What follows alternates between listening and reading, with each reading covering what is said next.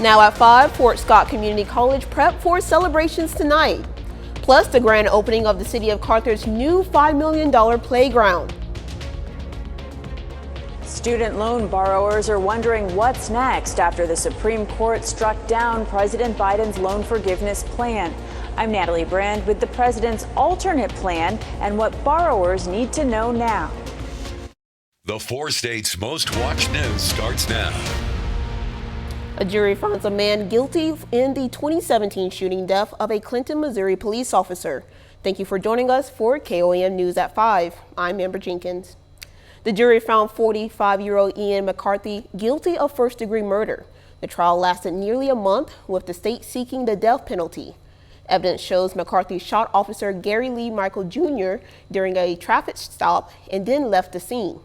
Officer Michael was a U.S. Army veteran and served with the Clinton Police Department for less than 1 year. The jury was unable to reach an anonymous decision on McCarthy's sentence. They did agree that the death sentence could be appropriate. The court will decide McCarthy's sentence at a hearing scheduled for September 8th. Fort Scott has its annual 4th of July fireworks show tonight at the Fort Scott Community College. We got an inside look into what the process is like to set up these explosive shows and how important it is to have these shows in the community. It's a rush, feeling the actual concussion of the aerials as they leave the tubes, the different types of product that we have, hearing the oohs and ahs of the crowd, the fanfare at the end, that's always the plus. The fireworks will start tonight at 8 p.m. We'll have a deeper look behind the scenes coming up at 6. Meteorologist Sam Lane joins us. All right, thank you very much. We have some thunderstorms in the area this afternoon. In fact, one right now around Fort Scott. Let's zoom in on that shower right on the Kansas-Missouri line, just to the south and east of Fort Scott. Hopefully that won't be an impact on the fireworks tonight. We also have bigger thunderstorms out towards the west, just south and west of Yates Center, down to east of Toronto, down to Verdigris. And those showers have been staying basically put over the last hour or so, putting down some pretty heavy rain in some isolated areas. Now tomorrow, for your 4th of July, the UV index looks like this. It's going to be on the very high side, 10 on the scale, which means about 15 to 25 minutes before you start to burn. So make sure you have your hat, sunglasses, sunscreen, and of course the shade as well. And if you're heading out to the lakes, they're looking pretty good. Right now, Grand is normal, as well as Table Rock, just a hair above normal right now. And also up at Stockton, they're about a foot above normal. So lakes are looking pretty good for your 4th of July. Of course, I'll have the complete forecast coming up in just a bit. The City of Carthage and the Chamber of Commerce unveiled a new destination playground today. It's at the city's municipal park. The new outdoor play area funding was from a $5 million grant from the Macomb Brooks Healthcare Foundation. They hope more than just city residents take advantage of this new equipment. While this is also a benefit to all of our citizens, those that are visiting our community can really take advantage of this beautiful destination that's here at Municipal Park. The grant the city received will fund projects for each of the city's parks. The Joplin Public Library is helping feed area children this summer. Starting this Wednesday, any child under the age of 18 years old is eligible to receive a free sack lunch. Lunches will be handed out on Monday through Friday, starting at 11 a.m. in the library's lobby. The library is teaming up with the Joplin School District Nutritional Services to make this happen. I think my favorite part of this program is knowing that we're addressing that food insecurity, we're addressing the needs of the community and allowing them to be able to then go out into the library and participate in the programs that we have available at summer reading, or just to participate in being a kid. Those free lunches are handed out on a first-come, first-served basis. It's important to note that all the meals must be eaten at the library. The program runs through August 11th. President Biden says he intends to pursue a new student loan forgiveness plan. That's after the Supreme Court delivered a crushing blow last week to his original attempt to cancel the massive student debt. The first loan payments since the pandemic will be due this fall, potentially leaving millions of people in the lurch. Natalie Brand reports on what the borrowers can expect. Student borrowers who protested the Supreme Court's decision Friday to strike down President Biden's loan forgiveness plan. We will never, ever, ever stop. Are now wondering what's next as payments are poised to resume in October. It's frustrating to know that in another month or two, I'm going to have an additional $500 to pay. It's tough. The Biden administration now wants to use a law first passed in 1965, the Higher Education Act, to move forward with a new plan. But it warns that process could take more time. Isa Conchola Bañez of the Student Borrower Protection Center says it could take from several months to a year. There will be kind of a process to bring together experts and get public comment and essentially establish the contours of a new cancellation program. In the meantime, she says borrowers should make sure their information is up to date with the Department of Education and their loan servicers. And keep an eye out in case you are eligible for the Public Service Loan Forgiveness Program or income-driven repayment plans. There are other opportunities to see debt cancellation while we are continuing to fight to see, this broader debt cancellation. President Biden says borrowers who cannot begin making payments this fall will not face default or be reported to credit bureaus or debt collection agencies for 1 year. Natalie Brand, CBS News, Washington. And beware, don't fall for those scams. Up next in Health Watch, we'll take a look at a new opioid treatment program that brings help right to those in need. Topping today's Health Watch, with the opioid epidemic raging across the country, a new program is aiming to help treat opioid addiction by bringing treatment options right to those in need, especially in underserved communities. Gino Vanzitsky has more from Detroit. I think it has a huge potential. Dr. Sherry Eliz is heading up a new pilot program recently approved by the DEA and the state of Michigan that could have a huge impact on opioid abuse disorder treatment options for underserved communities. A lot of our clients are those that have no access to treatment facilities. Dr. Eliz is talking about this fleet of custom-built specialty buses designed to target underserved communities like homeless shelters, nursing homes, correctional facilities, and neighborhoods with little to no options. The mobile units are scheduled to be rolled out in just a few weeks and will provide full treatment services. So some of these buses will be for group therapies. Some of these buses will be registration. Some of these buses will be for counselors and doctors, and the other buses will be for methadone dispensing. Naveed Syed is the CEO of Quality Behavioral Health in Detroit. He's operated this center for nearly 3 decades and says these mobile units are exactly what the community needs to help fight the opioid epidemic. A lot of people are losing their lives and killing themselves by overdosing. CDC numbers show that overdose deaths have been rising, with 110,000 just last year.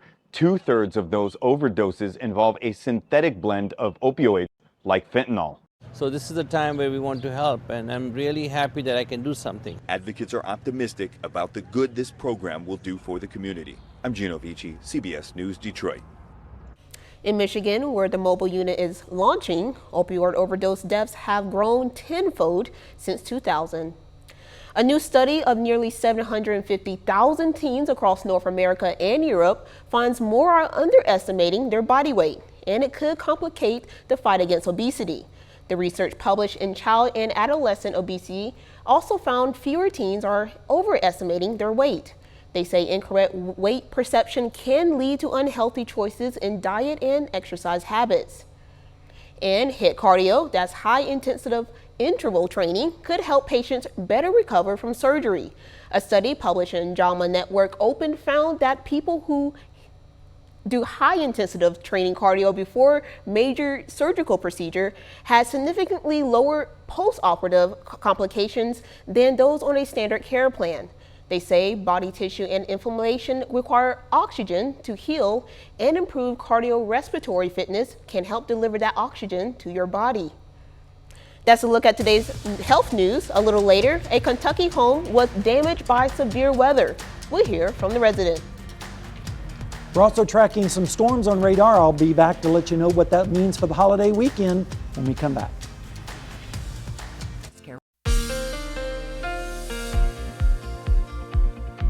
Well, friends, it was another warm day across the 4 states. Of course, it is summer, and it's also around the 4th of July to be expected. But we do have some thunderstorms on radar, and I'll show you that in a minute. But first, let's take a look outside at Syndica, Missouri, Indigo Sky Casino and Resort. Lots of dark clouds in the background. This is mainly down looking towards the west and southwest towards Oklahoma, where they've been dealing with some thunderstorms pretty much all afternoon, dumping quite a bit of heavy rain for those folks. Instead, here in Joplin, we made it up to 93 today after starting out at 68, which was above the normals of 89 and 69. And the records 100 back in that sizzling summer of 1980. I remember that summer, and close to 9 inches below normal on rainfall so far for the year. We do have some storms, but unfortunately most of it is down to the south in the Tulsa area, producing some severe weather there. We have just a few isolated storms in our neck of the woods. Let's zoom in on some of that activity. You can see near Yates Center, also extending down to Verdigris north of Fredonia, also now to the north and west of Chanute, a thunderstorm there, and also one shower just to the south and east of Fort Scott, right on the Missouri-Kansas line. But once the sun goes down, we expect those start to diminish just a little bit. Temperatures right now are in the 90s for the most part, a few 80s sprinkled in like Nevada with 88, 89 in Anderson. Of course, much significantly cooler down in Oklahoma, where it's only 77 rain-cool degrees right now in Nowata. Meanwhile, it's 93 up in Yates Center. And when you look at the heat index for tomorrow, it's going to feel like it's 100 degrees, especially in southeast Kansas and northeast Oklahoma, close to that here in Joplin. And then as we move into Wednesday, again pretty toasty, especially down in Oklahoma, where it will feel like 105 in Veneta, 103 in Nowata. But notice, much cooler up towards the north and west, and that's going to be heading our direction as we go through the forecast. But for the next 36 hours, rainfall chances are going to be significantly pretty low, picking up just a little bit tomorrow with some isolated storms, especially in our eastern sections. We're watching this ridge of high pressure out to the west that's going to strengthen just a little bit as we go into tomorrow, so that will lessen the rain chances and increase our temperatures just a little bit. But as we go into Wednesday, a much bigger storm system will drop down from the north and west, and that's when the rain chances are really going to increase, especially as we go into Wednesday afternoon and evening. In fact, some of the storms could be strong to even severe. Rainfall amounts are going to be generous in some areas. Isolated places could get an inch or more in some of those heavier storms. There is a severe weather risk for Wednesday for our entire area, with the greatest concern being high wind and maybe some hail and some heavy rain, which I don't think anyone's going to complain about the heavy rain. We just don't need the hail and the destructive winds. Tonight we're going to see partly cloudy skies with lows generally right around 70 degrees, 60s to the east, 70s to the west. Then as we go into tomorrow afternoon, isolated thunderstorms possible, especially in our eastern sections, with highs in the lower 90s. And then as we go into Wednesday morning, notice a front starts to move into our area with scattered showers and storms possible Wednesday morning, and that will continue through the afternoon as that front gets a little bit closer to us with highs in the upper 80s, and then the front sweeps through and we start to see the bigger storms moving to the south and east, and by Thursday morning just some scattered showers and lows in the 60s. Over the next 7 days, here's the forecast. Isolated storms tomorrow. Shouldn't be a problem for most of the 4th of July activities. And then Wednesday, a bigger chance of thunderstorms. Some of those could be strong or severe. And then on Thursday, 20% chance of storms and a high of only 83. And then we begin a slow warm up as we head towards next week. All right, it's looking pretty good. Thank you. And don't forget, you can be the first to know about the day's weather with the KOAM Skywatch weather app. Get severe weather updates sent straight to your phone, free of charge. It's available on the Apple App Store and the Google Play Store. The KOAM Skywatch weather app. Severe weather hit parts of south central Kentucky this weekend. That's where the National Weather Service is surveying damage in rural Casey County. Albert Buck says after the tornado warning ended, he went outside and surveyed the initial damage. He says there will be a major renovation job required due to the roof damage and more, but overall, he is thankful.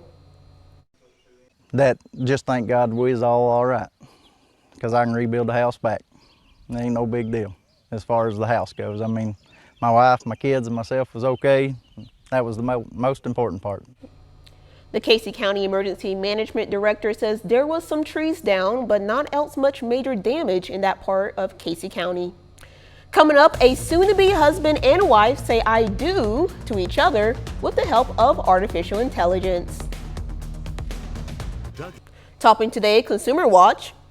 The federal administration just certified testing for what a California startup calls a flying car. A Leaf Automotive said a Model A vehicle aircraft is the first flying vehicle that is drivable on public roads and can park like a normal car. It has a vertical takeoff and landing capabilities and will be able to carry 1 or 2 occupants.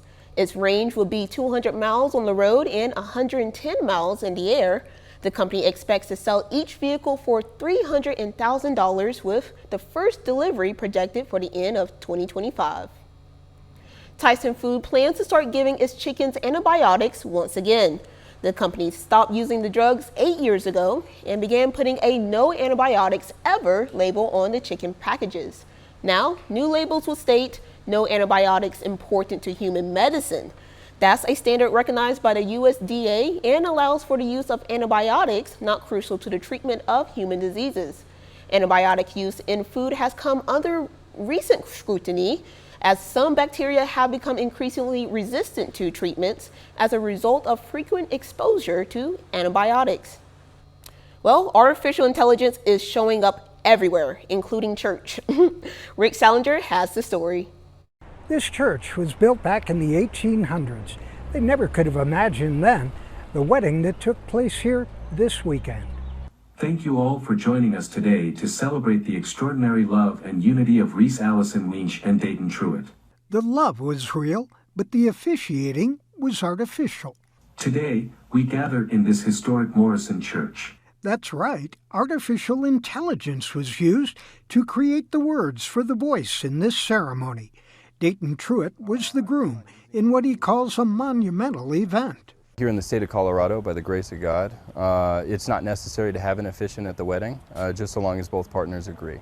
And agree they did. After all, it was last minute easier and cheaper to use artificial intelligence. It was the idea of Stephen Wink, whose daughter Reese was the bride. First it told me, I'm sorry, I can't do this. I don't have eyes, I don't have a body, I can't show up and officiate your wedding. But using the artificial intelligence bot ChatGPT, it finally came around. We are honored and grateful to have each and every one of you here, especially those who have traveled from out of state, notably Kansas. So after all this, you're probably wondering how this couple met. Of course, it was through a dating app online. A winning Powerball ticket is now worth an estimated $522 million. It marks the second time this year the lottery's jackpot has climbed over $500 million. No one has won since April 19th, and the next drawing is tonight. A Powerball ticket costs $2. Your ticket's odds of winning are less than 1 in 292 billion. Final check of the forecast is next.